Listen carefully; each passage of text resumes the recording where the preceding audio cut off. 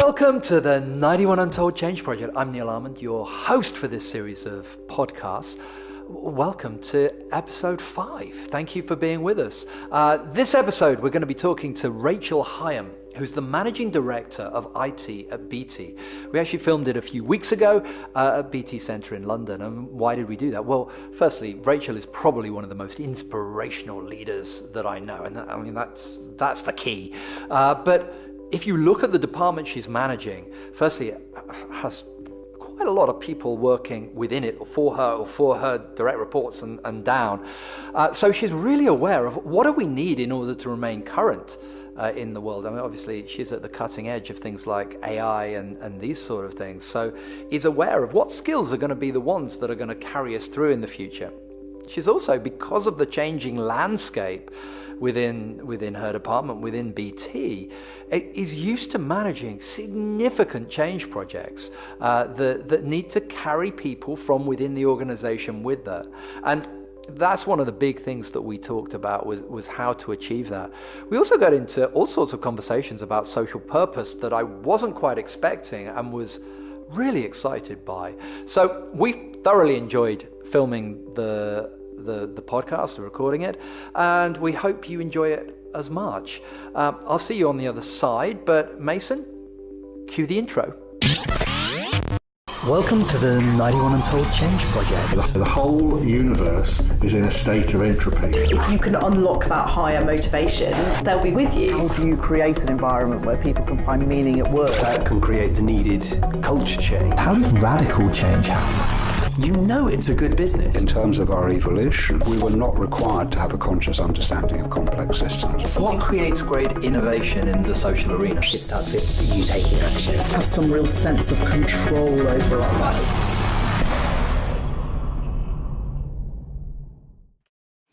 Rachel, thank you for joining us today. Great to be here. Oh, extraordinary to see you again. With your experience as a very senior leader within one of the biggest companies in the UK, I think it would be quite interesting to just ask you, what do you think organizations are going to look like in 10 years' time? Do you think there are going to be big changes, or what's the stuff that's coming through now that's going to be different? And obviously, again, with your IT hat on, there must be some stuff in that space as well. Yeah, I think there's some significant macro themes that are building, and building because of the broader economic and political and social environment around us that we'll start to see really landing sort of 8 to 10 years from now. And I think the first one is organisations realising they have to be deeply rooted in a social purpose to attract the talent they need. BT's mission is to use the power of communications for a better world. And I think we're going to have to really amplify that in our messaging to attract the talent that's going to be quite scarce in emerging fields like AI, like nanotech, like whatever the use cases for 5G become. Because the who we're competing against will be a very broad set of startups or social organisations. It won't be the traditional other telcos.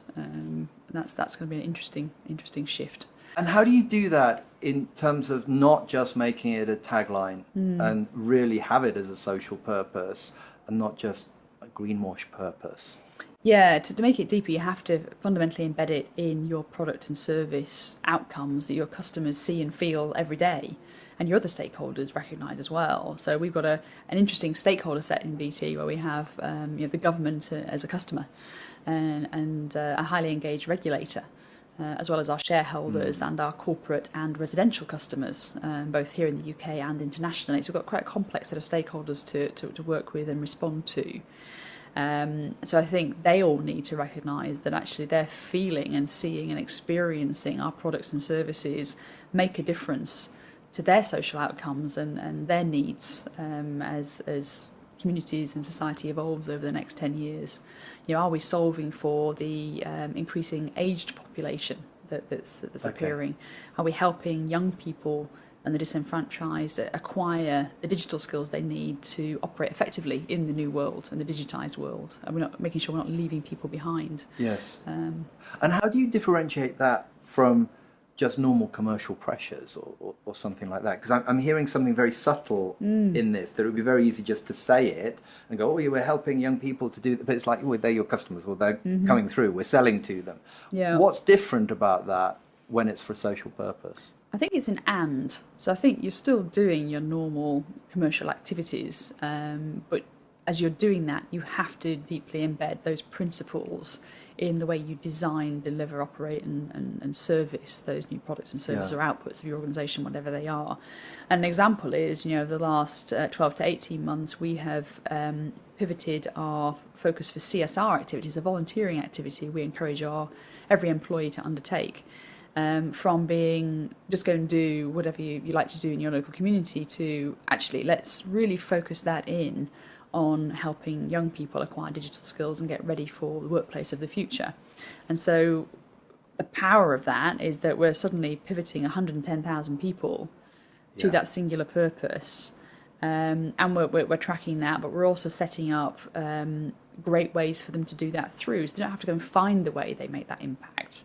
They can join our Barefoot scheme or our Work Ready scheme, and they've got the assets, they've got the channels, they've got the way to find those who are in need of that help, get out there, do that as a team or as an individual, and then get recognised for that internally through award schemes, and we count volunteering hours and the usual way to celebrate that impact. I think that's wonderful. It's one of the things back when I was running Kick-Ass that with the companies I used to work with, it was like, why is your CSR stuff all over the place? You've got these incredible skills internally, and you're just going, oh, let's do something nice over there, rather than going, how do we bring these incredible skills we've got and change the world with them? So absolutely, and align it to hear that. intrinsically to our purpose as well. So enabling digital literacy is absolutely part of using the power of communications to make that better world. If people are engaged and feel educated and active citizens as they grow through their lives, that's a fantastic outcome for society.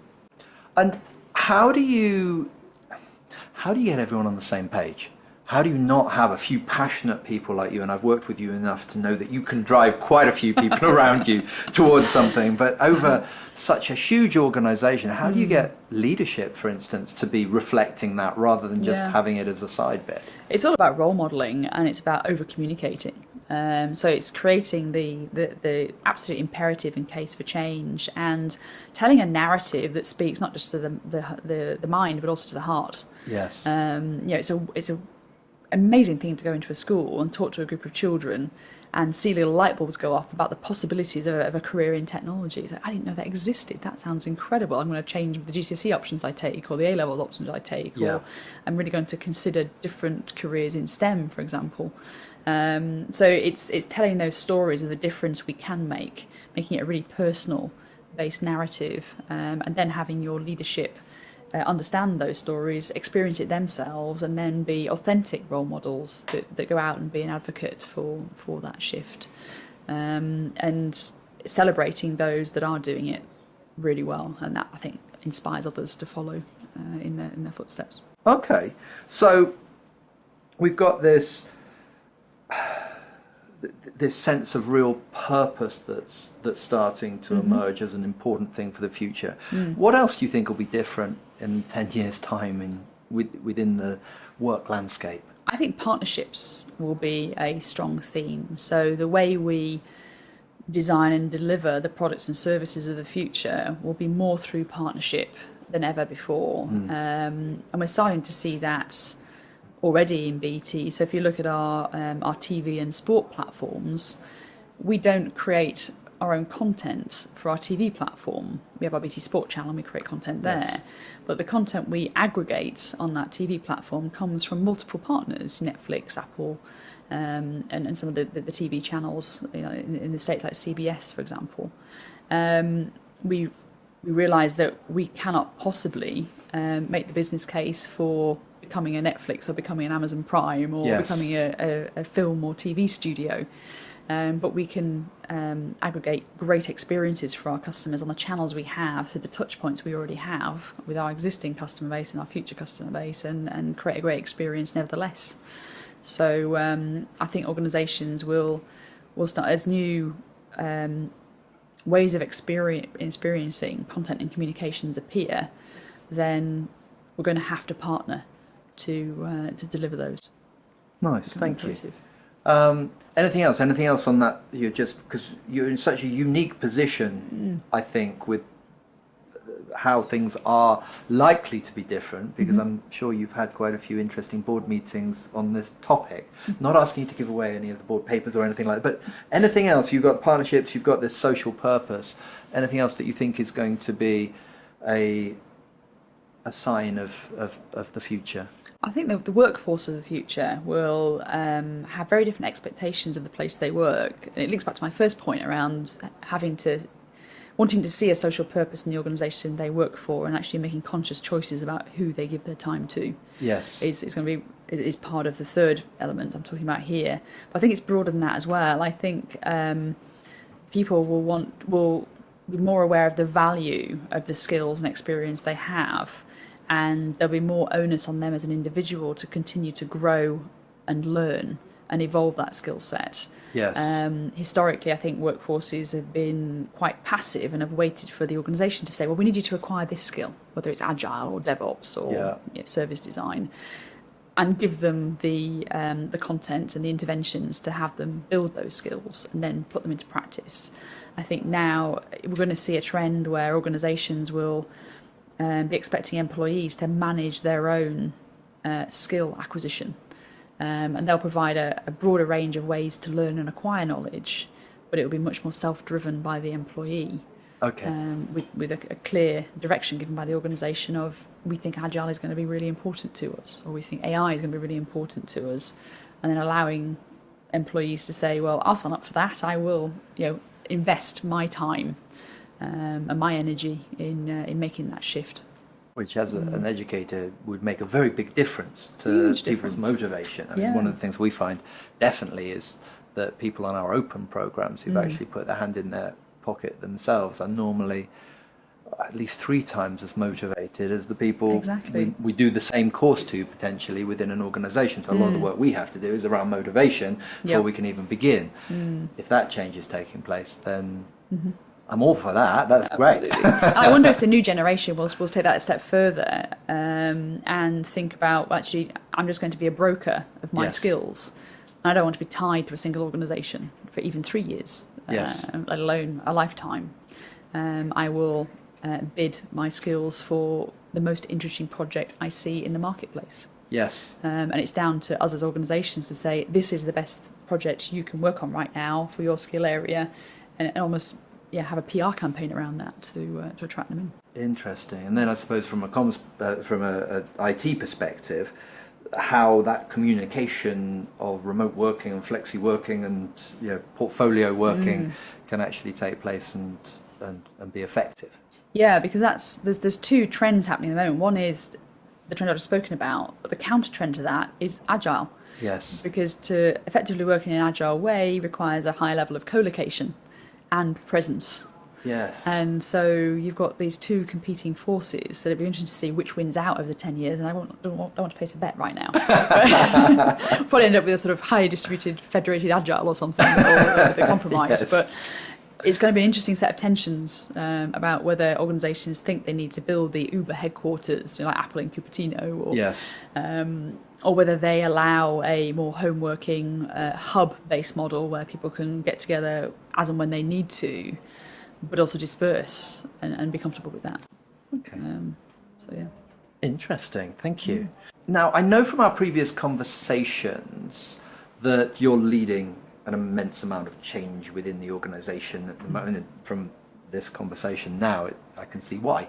How are you approaching that transformation differently, or what are you doing to make it effective? What are your lessons from it? So we came together as an IT organisation about 15 months ago. And as a new leadership team, we wanted to spend some time reflecting on what are the macro changes happening around us. So we spent a significant amount of time thinking through what are the changing customer expectations, whether they're internal or external customers. What's the change in the regulatory environment that's going to put demands on us? What are the new techniques and practices we should be adopting to keep pace? Where is our estate today? And have we under or over invested in areas, and how do we want to correct that? And as we did that, we realised that we needed to launch a whole-scale transformation of the way an IT organisation operated. And we wanted to do it differently and overcome a sense of change fatigue in the organisation as well. Okay. So we realised we needed to re-energise, re-inspire the organisation and start with a shift in culture and mindset and behaviours first, before we took everybody on the hard miles to actually transform and go through the change curve. And so we designed the way we wanted to change. And we launched an expedition, a 5-year expedition called DaVinci, named DaVinci because of the idea of bringing multiple disciplines, and particularly art and science, together to leapfrog levels of maturity rather than incrementally changing, a bit like Da Vinci did in his own lifetime. And so we have this 5-year journey mapped out with a number of peaks or significant shifts we need to make along that way. And each peak has got a vision statement, so it describes what you'll be seeing, feeling, hearing, thinking and doing at the top of the peak when we've summited it as a team. And what you'll see overall as they all come together at the end of the 5-year journey. And the change to a leadership approach and a mindset was really key. And so we focused on growth mindset as the sort of the key that we wanted to turn, having inclusivity as the core of our culture, embracing outside-in thinking, failing fast and experimenting, driving a thirst for curiosity and innovation, and working and recognising your input and contribution to the team as well as an individual, and building on the idea of others. So that was all encapsulated in that. So we spent a lot of time in base camp, setting those expectations and role modelling, and really investing in our people leaders to lead that throughout their organisations. And then we have things like building stronger partnerships. So back to one of the second themes I talked about earlier. For us, we have 2,600 BT people in the IT team, and we have 9,500 subcontractors working for us and with us through 6 Strada partners or subcontracting partners. And so it's a big organisation to bring on that journey, and we can only do that if we are working in the right way. We've actually educated our partners on what we need them to help us with. What are the big challenges we're facing? How can we work together to accelerate through some of those challenges together? We'd never really taken that time to say we want partner A to work with us on this topic and partner B to work on a different one with us. So we've done that, and we've also put in place recognition schemes to celebrate what we're doing together as well. So it's both educating and celebrating, and then we've transformed the way we're contracting as well. So we've moved to outcome-based measures, built-in transformation measures, and we have a different way of evaluating that together every quarter to make sure we're on track. Human-centered design is the one skill we decided as a team we wanted every single person in our organisation and our partners to acquire over the next 2 years. So we're training everybody on human-centered design. The reason we're doing that is we recognise that many of our engineers and testers and designers didn't actually know the person they were designing for. Okay. Who is that end customer? Yes. And so we use personas now a lot, where we say, Neil is an engineer in Openreach. He's sat in his van on Tuesday morning in Oswestry. It's snowing outside. He's got to get up a pole and fix a customer issue with a cable. And yet we've given him an iPhone 4 to order stock on, and his large cold fingers cannot possibly stab the screen. So we bring it to life, the pain he's feeling. We do a lot of deep user research now. We go and observe Neil in his van in Oswestry and experience the challenges he's having, because often he's normalised that problem. He's not able to articulate the pain of it. And then we do a lot of prototyping, and we deliver minimum viable improvements to that product or service very, very quickly. And we then have a service owner who manages the evergreening of that service going forward. And we've done that to the IT organisation as well. So we've stepped back and said, what does an IT organisation do? Well, actually, we architect some stuff, we design some stuff, we build it, we test it, we deploy it, and then we run it in life. And then we maintain it. So, but we've never stopped and designed how we do that in a standardised way, the most efficiently, using the best tools available. Okay. And so we have broken IT as an organisation down into 82 services. And we're now using human-centred design to co-create and co-design each of those services, whether that's data and MI as a service, or whether it's a prototyping service or agile coaching service with the customer of that service. So we're designing in the experience they want and designing out the pain points they experience today and putting a strong service wrap around it, bearing in mind the consumption model, because you might want to self-serve, or you might want us to work on it with you. Okay. Or you might want a fully managed service where you just give us a request and we do it for you. That would dictate the nature of the service wrap. So we're designing the way an IT organisation should operate in this new world and reimagining every single touch point we have, both for our team and our customer, and using the Expedition analogy to wrap around that as we adopt agile techniques, move to DevOps, drive insight out of the rich data sets we have, or use automation to improve the efficiency of our organisation and move people to higher value tasks. All of that's coming together under the Expedition theme, and most importantly, we're having fun. So people are playing with the Expedition theme. We award T-shirts, we have adventurer badges, we have a 30-day learning challenge which puts new skills into your backpack, and you get a little badge to stick to your lanyard. We have people going all over the world with their DaVinci T-shirts on mini expeditions and taking photographs up mountains on motorbikes, on whitewater rafts. Okay. And so it's become a movement, not just a transformation. And how do you do that? Because I'm hearing it's been very successful. I'm hearing we've got all of these things happening. Mm-hmm. This sounds like a significant change for a big organisation. It's huge. And human-centered service design, as you're saying, it is about getting out there, being with the customer, understanding what their pain points are, what's really going on, and then iterating from there to make things happen, which is a completely different way of thinking. Yes. I get you did all this stuff and it worked, but how did you actually get the hearts and minds singing? How did you get people having fun around this and not running for the hills? Well, we want them to go run for the hills. Okay, yeah. As long as they've got a T-shirt on. As long as they've got a T-shirt on, absolutely. Yeah, it was about, well, we planned that very, very carefully. So we knew we would have 13,000 people all at different points on the change curve.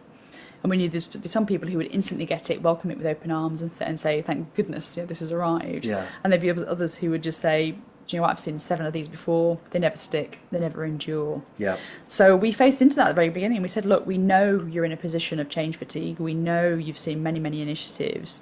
Here's how we're approaching this differently.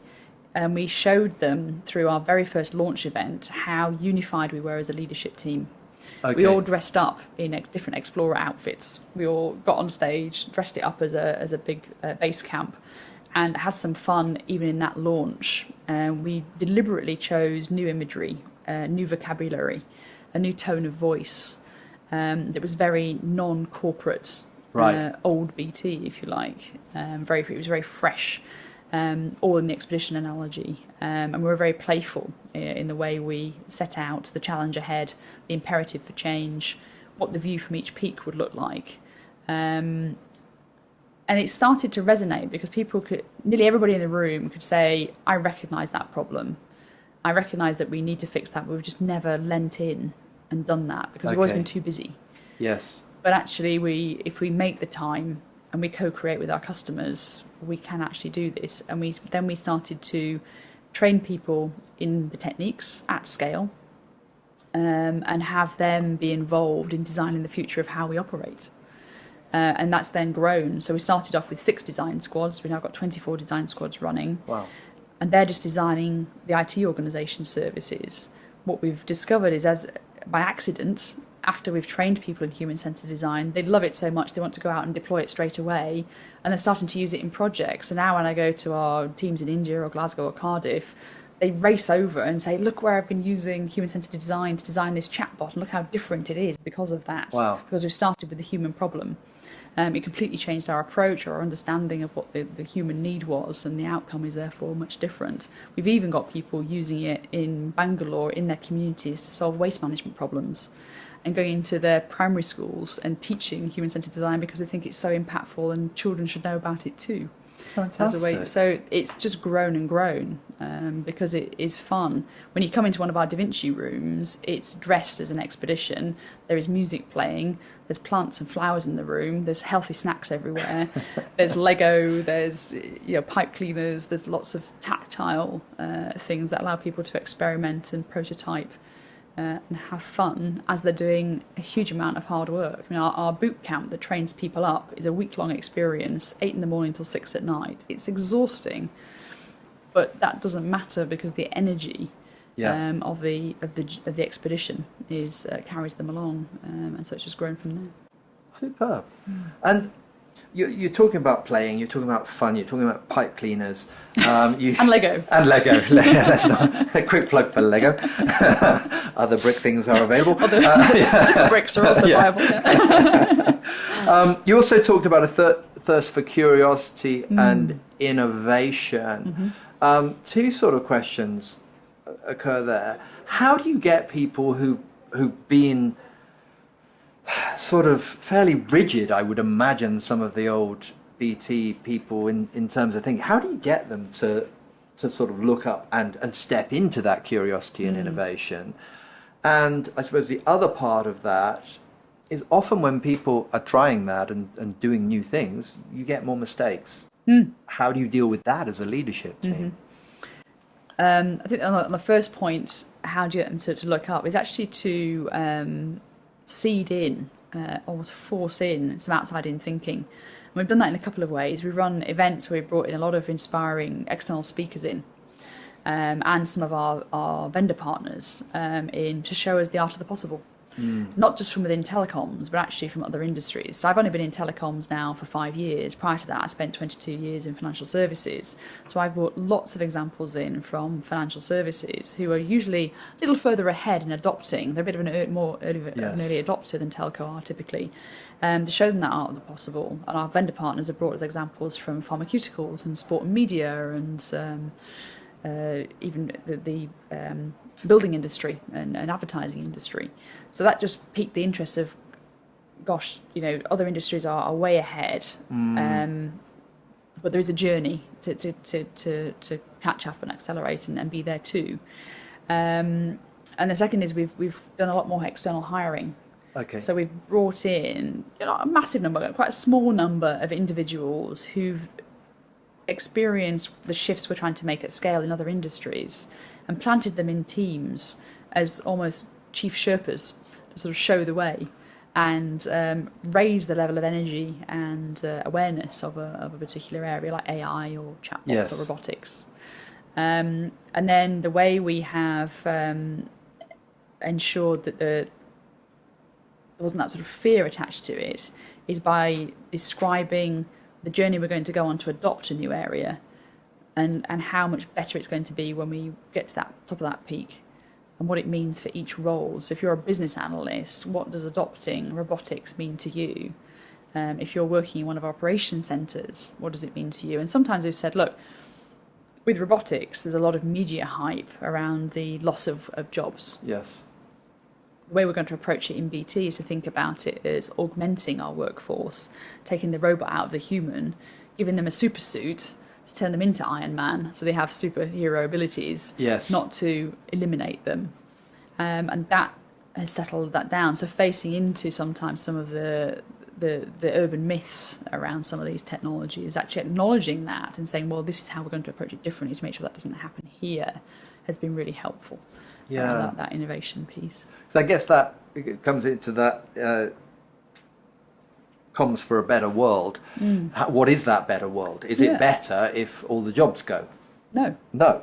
No. If we use AI everywhere and introduce a lot of bias into our decision making, is that a good thing? No, of course it's not. So we're developing an ethical framework to guide where we do and don't use AI, and we're investing in brand new skills to detect when an AI algorithm is becoming biased, and we can correct for that, and making sure that we deeply understand the data we use to train an AI and monitor how the decision logic changes.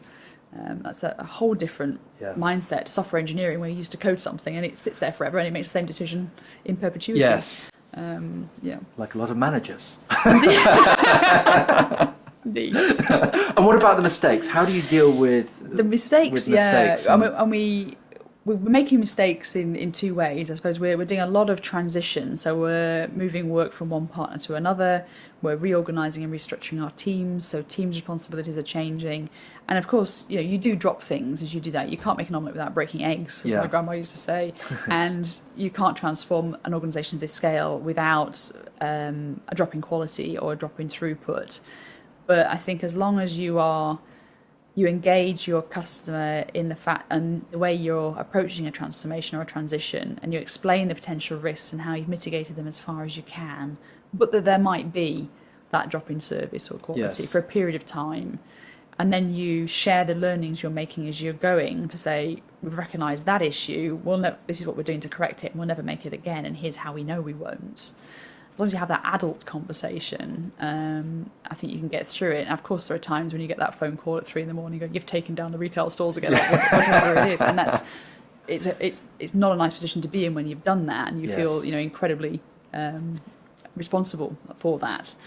But it is a necessary part of the process, and for me, it's about role modelling as a leadership team that we take the learnings.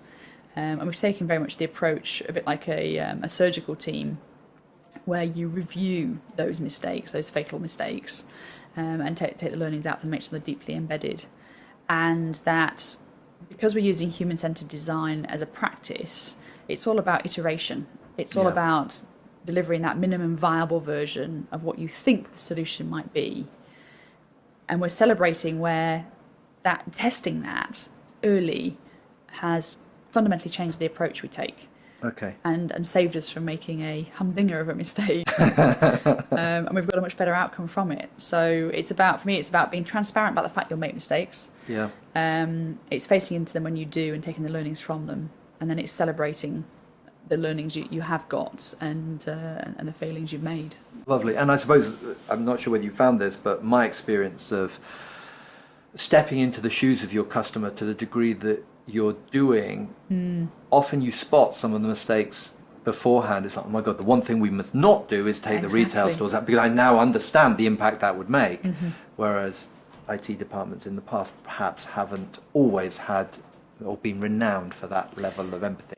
Yeah, and it is all about empathy. It's about really understanding that human impact. So now we talk about, instead of a service or an application has been taken out for 6 hours, we talk about the agent lost hours. So how many hours with that poor call centre agent on phones to customers, answering hundreds of thousands of calls without the ability to service that customer? How did that make them feel? Yeah. And that's a very different conversation to have with a software engineer. Yes. To inspire them to focus on quality as they're making changes to the systems that support that call centre agent. So it's about making it more human, bringing those personas to life, telling those human stories and impacts.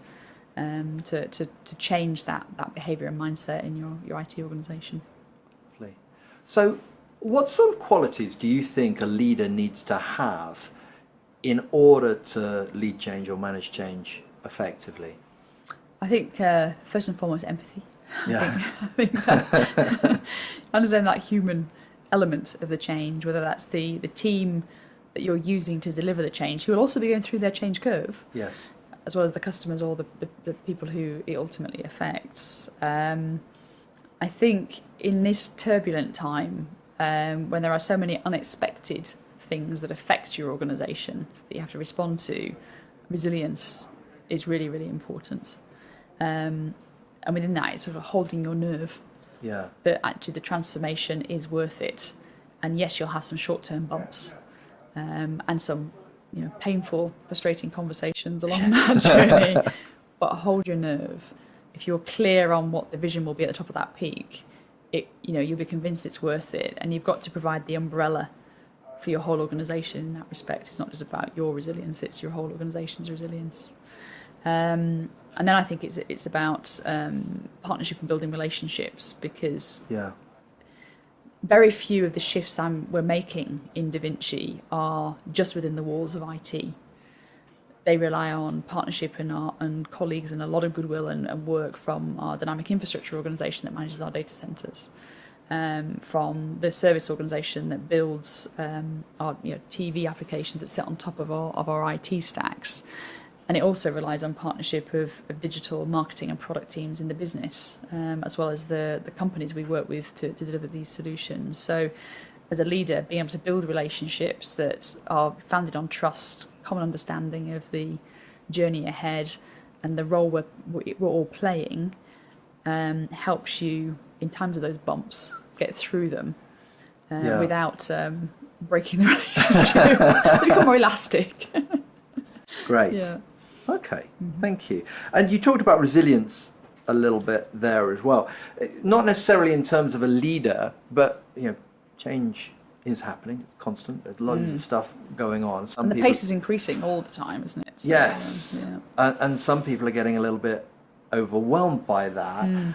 How could somebody prepare themselves effectively for change as an individual, or how can somebody become more resilient to change? Any thoughts in that area? Yeah, I think there's a couple of things. One of them is looking after yourself. So making sure you're fit for the journey. If you were going to go and climb Everest, you wouldn't just rock up with your rucksack and start walking. You'd spend months or years preparing physically and emotionally for that experience. You'd be visualising what the journey would be like. You'd be getting physically fit.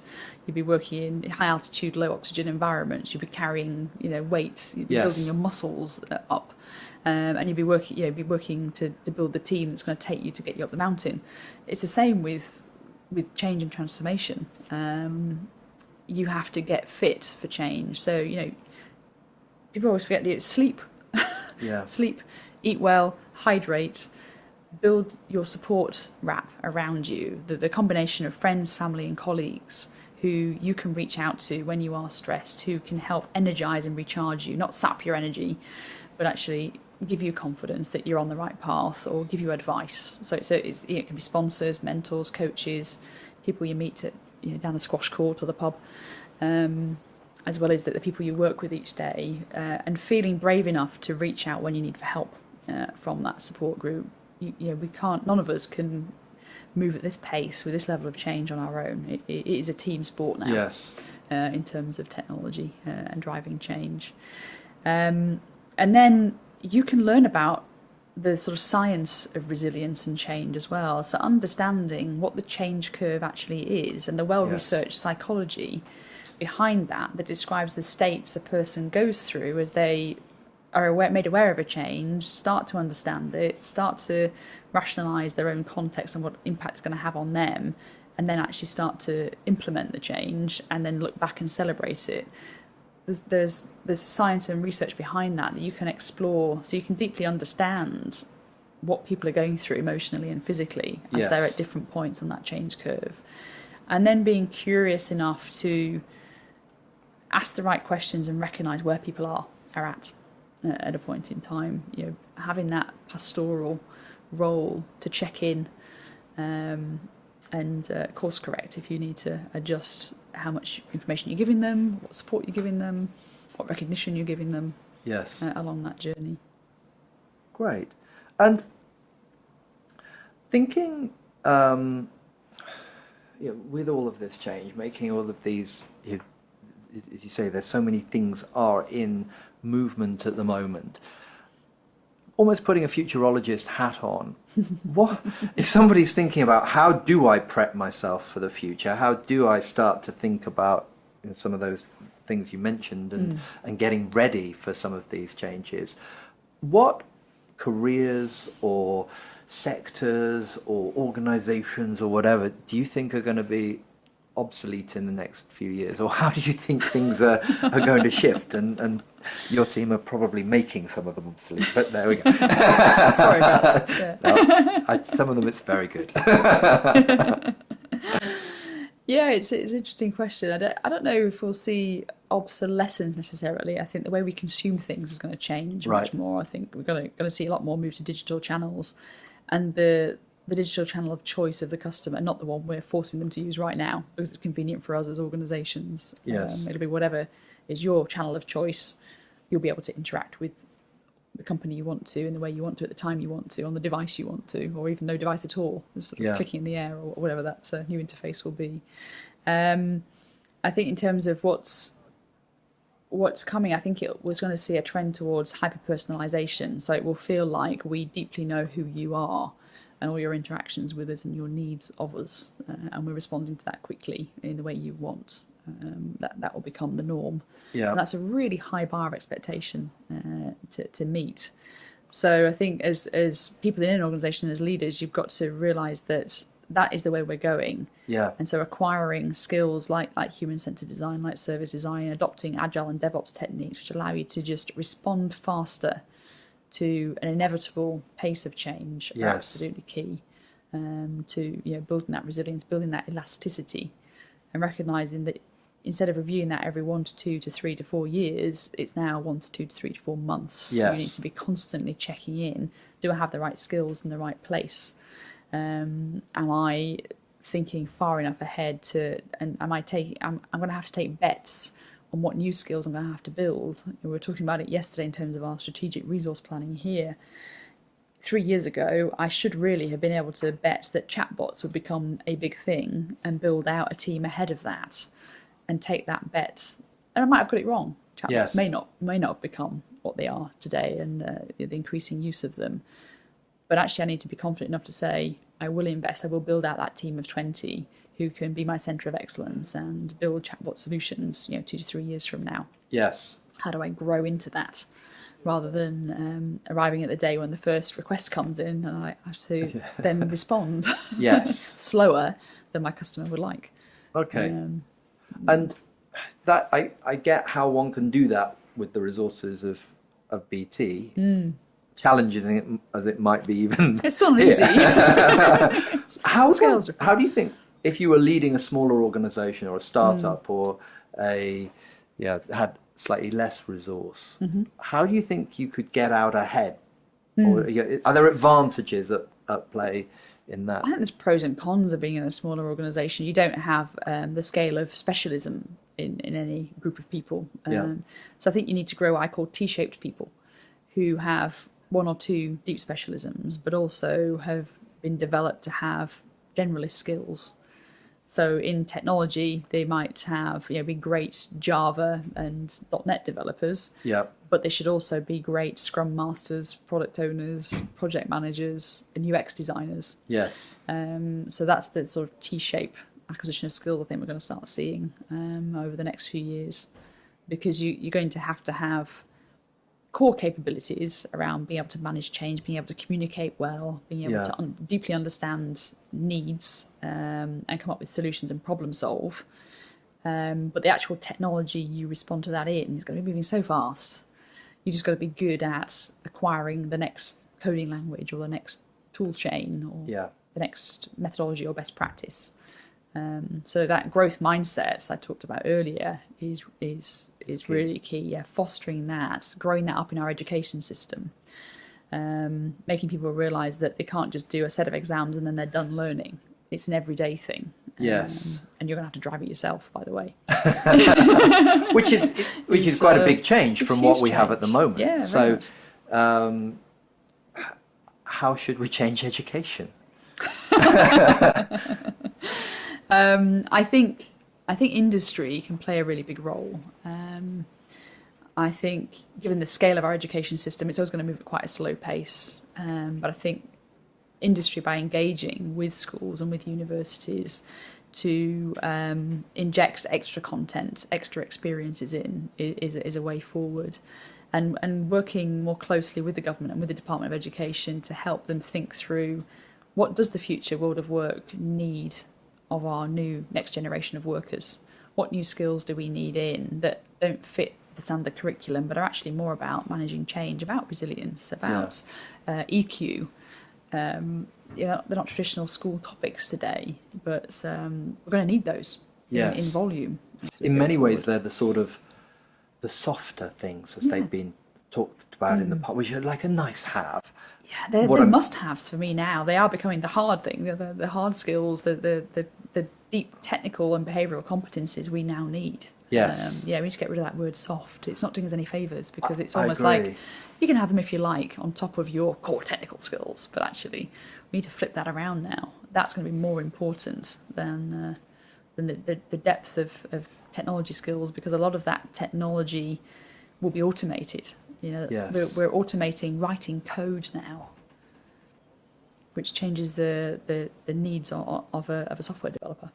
Yeah, and that's ironic in many ways, isn't it? It's built-in obsolescence or something in there. But I think that does talk to the way that we need to train people to think about the world. And I guess that's part of the motivation behind these podcasts as well, is partly for ourselves to be thinking like that, and partly to take other people on a conversation with us around that, to be thinking about how can we look at the world in a slightly different way and prepare ourselves for the fact that some of the things that we take for granted as our core skills right now may not be part of the jigsaw in the years to come. Not at all. No, I think the whole idea of a fixed core competency is going, and it's going to be a fluid set of capabilities you constantly refresh and reacquire and transform throughout your career.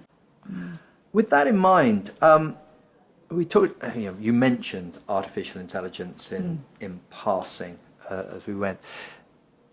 You are obviously an expert in these things. Will artificial intelligence ever really develop heart and soul, or what's the stuff that it can't do? Where are those gaps or robotics or whatever that we should be thinking? There might be a gap in there for us. I mean, I suppose traditionally you first knew me as a trainer, I guess, and for me that is very replicable. And one of the reasons that we're doing a lot more digitally and thinking about how we can take inside out or outside in thinking and help develop that, and how we can model best practice, how we can use the sort of technology we're using today in a different way, letting go of some of those old ways of being. But what are those gaps? What are the things that AI will be able to do and won't be able to do from your perspective? I mean, it's only in the last 18 months that AI has got to parity with humans on text recognition, converting voice to text, and on image recognition. So it's actually, although we've been working on AI since 1956, yes, it's only in the last 18 months that the combination of compute power, our understanding of the way to develop algorithms and train them, and the vast amounts of data is available to train them, have all come together to enable that parity to be achieved. I mean, anyone who uses any of the voice-enabled platforms out there and ends up shouting at them because they don't understand their accent will know exactly what I mean. I still don't feel that in the consumer available products, the voice recognition is where it needs to be at all. I get so frustrated with my devices. Yes. But that's not far, but that is months away from becoming available to the average household. So those kind of things that we traditionally associate with humans are absolutely possible with AI. What I still don't see any movement towards is any understanding of empathy. Right. I think we can simulate empathy. There was a beautiful experiment run at MIT using a lamp to mimic human head and body movements, and the colour of the lamp and the intensity of the light being used to give you an idea of an emotion. Okay. So, it was blue and it dropped its little head. It looked quite sad. If it started bouncing around and it was red, it looked pretty frustrated and angry. Yeah. But that's just a simulation. It's not the lamp deciding to react to a set of circumstances and deciding it is sad and therefore is dropping its head and is going to turn blue. Yes. We've programmed it to make us think that's what it's doing, but it's not. So I think empathy is something we don't have a solution for right now. I think what we're also seeing at the moment is we are training AI using historic data. Our data is by nature historic. It's already out of date the moment it's captured. Yes. If we're using historic data to train algorithms to take decisions, then it is inherently biased. As we move to a more inclusive future, then it's going to be biased against diverse groups. If we're using data around household representatives, at the moment that's probably gender bias.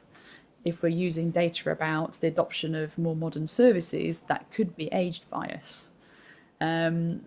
And so we haven't got a way yet to automatically detect, I'm introducing bias here. Yes. So we're going to need humans in that equation to continuously monitor, is bias being introduced? Do we truly deeply understand the data we're using to train it? Yes. And how is it evolving its decision-making basis?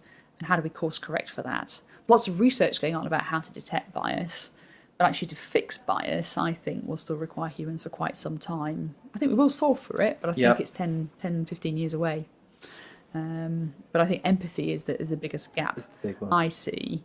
And my hope is that organisations like ourselves and governments and societies start to decide where they actually do want to maintain human interaction. That sense of social connection and networking, you can't put an AI in for. I mean, you see a film like Her, and where you've got the main actor having a relationship with his AI assistant on his device. Yes. Really, I'm not quite sure. I hope we don't replace human relationships with algorithms. And so I think there'll always be situations where you just want to have a conversation with a human, whether that's a diagnosis of a medical illness and then treatment options, or whether it's just social connection and collaboration that we as humans just innately need. Yes. You spoke at the beginning of our conversation about this move within BT and organisations towards social purpose and that drive and that becoming a core of who you are as an organisation and what's going to be necessary in order to attract talent and customers and things like that in the future.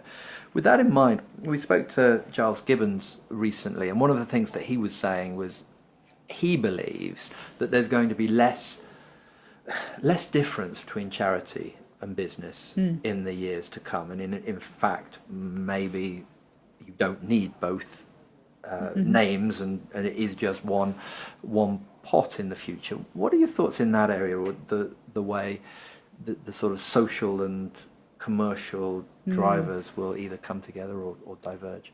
I'd love that to be true. That would be a fantastic evolution, wouldn't it? Where you can trust industry to solve social problems that charities are stepping into at the moment.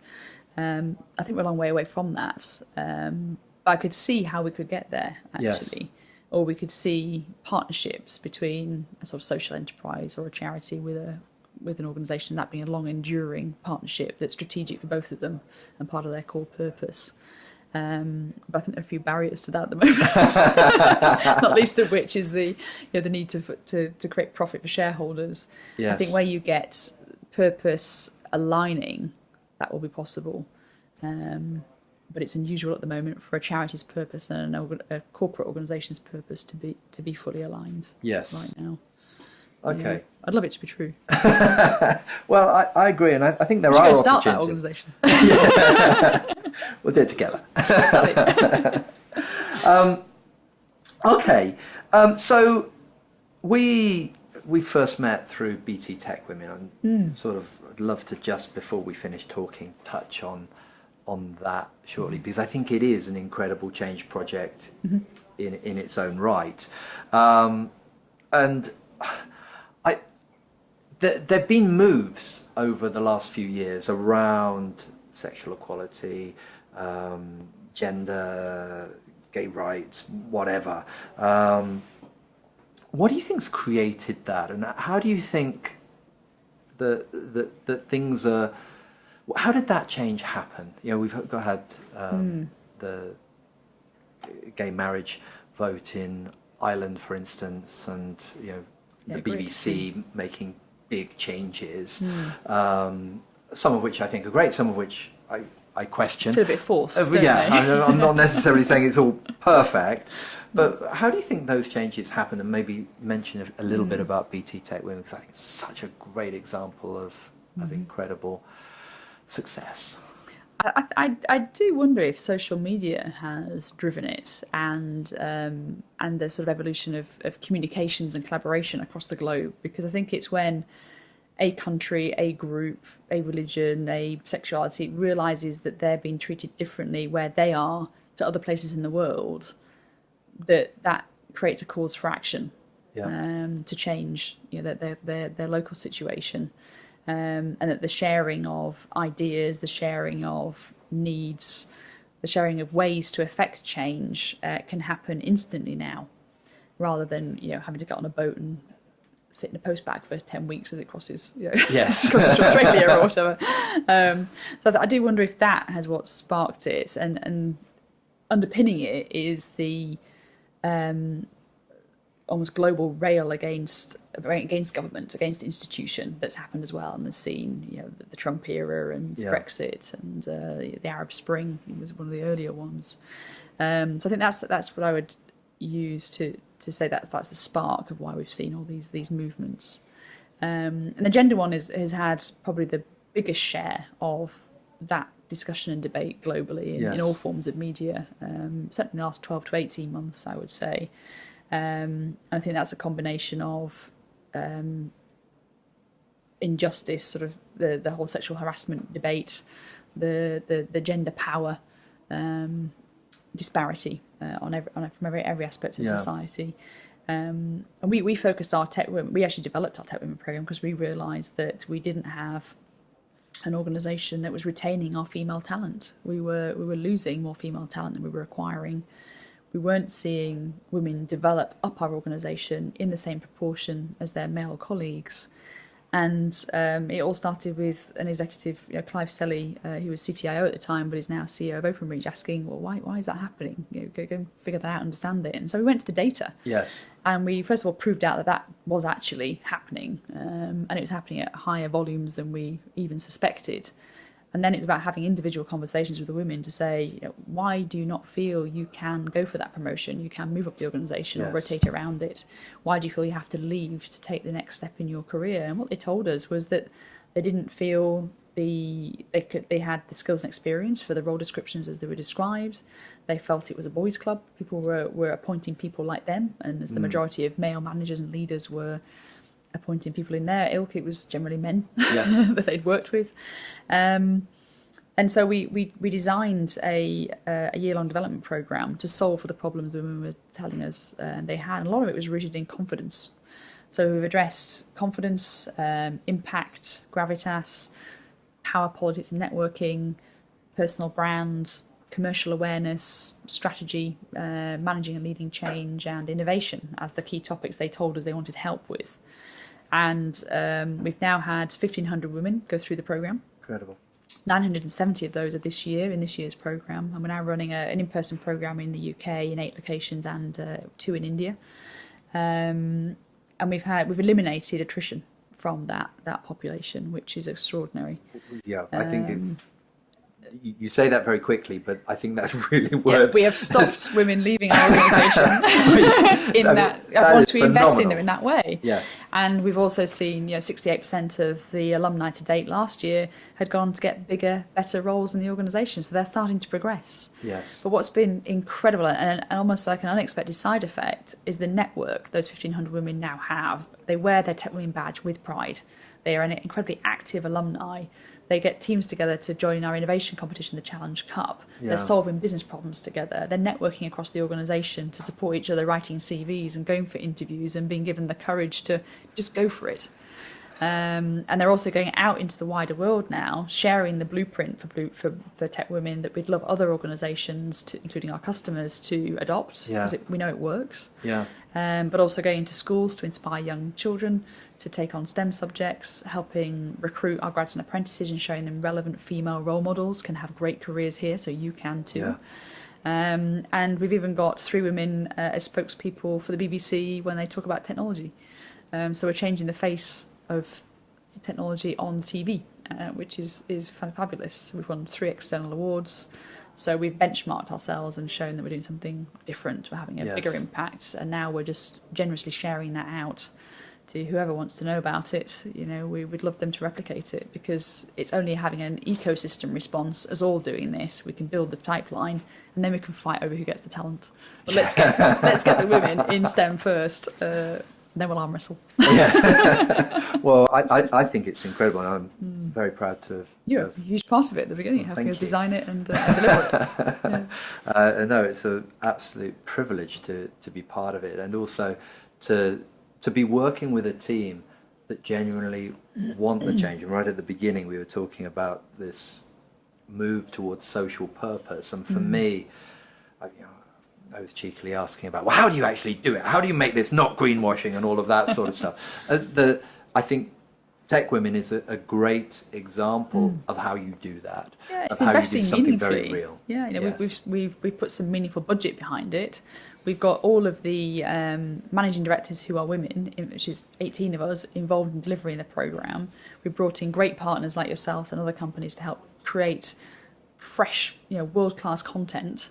And we're taking them to great places to deliver that and putting a great support wrap around them. You can't do this by getting them together for networking 3 times a year. Yeah. This has got to be a meaningful intervention. It does take budget, it does take resources, it does take, outside-in thinking and great content and interventions to make a difference. And if you do those 4 things, you have a winning success. Agreed. Especially if you put podcasts with you and I in there Especially as well. the Neil Almond podcast. I know. That was probably what did it, It was. Fantastic. Rachel, any last things you have to add on the subject of change and transformation? I think for me the secret is spend as much time designing the change you want to make, the approach you're going to take to do that, and even down to the very small things, the small details as you do in delivering it. If you get that half and half, you will make a massive difference. If you race into delivering it, you will hit some walls. Fantastic. Thank you so much. Rachel, thank you for being here. Thank you for hosting us at BT Centre. And I look forward to the adventure ahead. Thank you. Fantastic. It's been a delight today. Thank you very much. Thank you. Thank you for listening to this 91 Untold Change Project podcast. I'm Neil Almond. If you've enjoyed it, please subscribe. You can also keep in touch with our adventures on social or at 91untold.com. Thank you for listening, and we look forward to the adventures ahead.